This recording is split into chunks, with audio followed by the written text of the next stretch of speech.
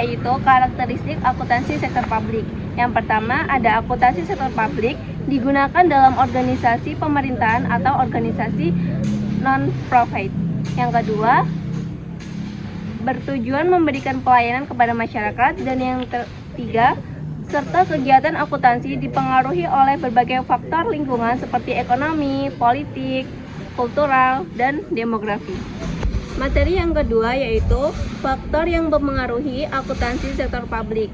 Ada faktor ekonomi, faktor politik, faktor kultural, dan faktor demografi. Materi yang ketiga yaitu kerangka konseptual. Yang pertama, konsep dasar dalam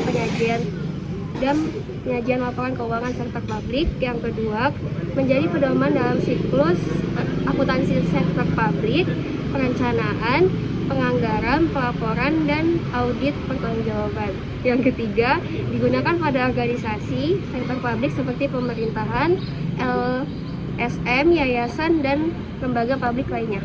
Dan untuk materi yang keempat, mengenai tujuan dan peranan kerangka konseptual akuntansi sektor publik. Yang pertama, bagi penyusun standar akuntansi. Yang kedua, bagi penyusun laporan keuangan. Yang ketiga, bagi auditor. Dan yang keempat, bagi pengguna laporan keuangan. Materi yang kelima ini adalah lingkup kerangka konseptual akuntansi sektor publik. Sebagai sebuah siklus akuntansi sektor publik, terangkai dari proses perencanaan, penganggaran, pengadaan barang dan jasa, realisasi anggaran, pelaporan, audit, serta pertanggungjawaban.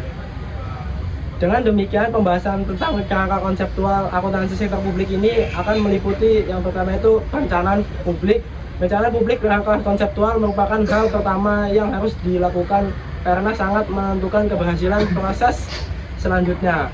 Yang kedua itu ada penganggaran publik, yaitu sistem penganggaran adalah tatanan logis, sistematis, dan baku yang terdiri dari tata kerja, pedoman kerja, dan prosedur kerja penyusunan anggaran yang saling berkaitan.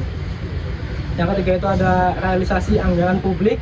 Sebagai tahap pelaksanaan dari hasil proses sebelumnya, dibutuhkan mekanisme bagaimana agar proses realisasi anggaran dilaksanakan dengan baik dan berkualitas.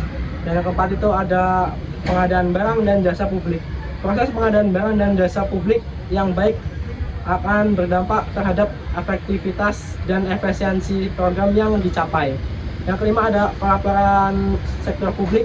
Pelaporan sektor publik terdiri dari pelaporan keuangan sektor publik, termasuk pelaporan keuangan konsolidasi dan pelaporan kinerja. Yang keenam ada audit sektor publik. Pada kerangka konseptual ini membahas bagaimana jalannya proses dan pelaksanaan audit sektor publik yang berkualitas.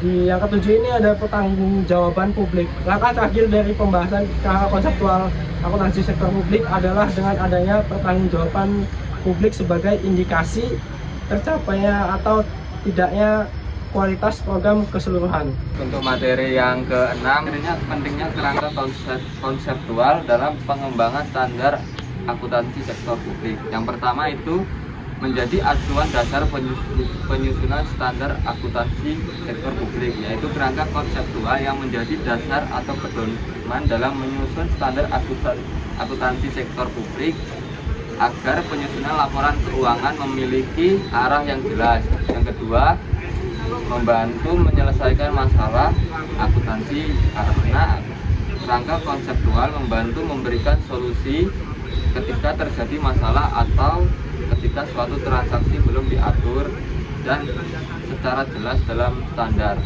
Yang ketiga, menjadi konsistensi pelaporan keuangan, yaitu kerangka konseptual menjaga agar penyusunan laporan keuangan di sektor publik tetap konsisten dan seragam.